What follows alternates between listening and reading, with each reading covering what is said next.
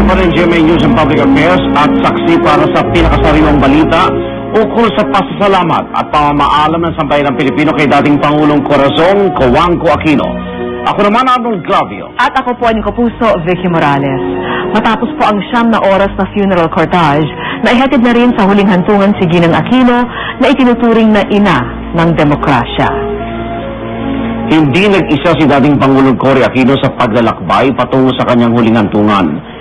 Inulan man at tinabot ng 9 na oras, sinamahan siya ng buong bansa at hindi binitawan hanggang sa huli.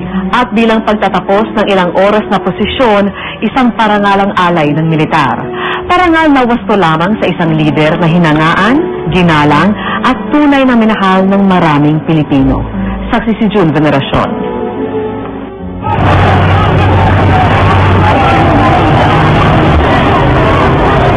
Madilim na nang dumating ang karo ni dating Pangulong Cory Aquino sa Manila Memorial Park sa Parañaque. At nakalipas ang mainit na pagbati ng mga nag-abang sa dinaanan ng funeral cortege. Pinanggihan man ng pamilya Aquino ang state funeral na alok ng palasyo, full military honors naman ang ibinawad sa dating Pangulo.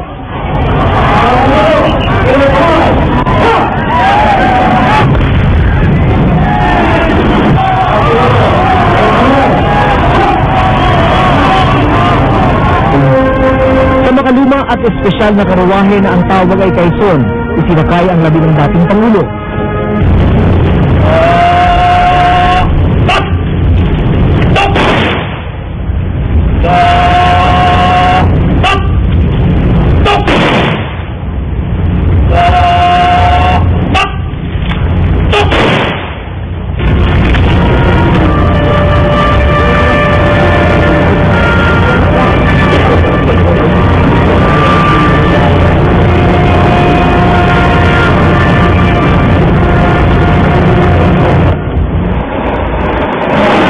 Bago nito, umalinaw ng kandyon sa Camp Aguinaldo, bilang ng days at iba pang kampo militar sa buong bansa nang ilabas ang kabaong ng dating Pangulo sa Manila Cathedral.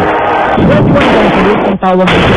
Ang pinakamaas na matugay ay ibigay ng militar sa nakaupo ng Pangulo. Naglaglag din ng mga pedals ang 2 helicopter ng Air Force sa mga dinaanan ng funeral procession. Yun ang huling saludo. Huling parangal ng mga tahan sa simpleng biyudang minsang nagsilbi bilang commander-in-chief nila. Pero ang respeto at pagtaraw ng utang na loob ng mga sundalo kay dating Pangulong Cory mananatili raw hanggang sa kanyang huling hantungan. Yung generasyon ang inyo, saksi.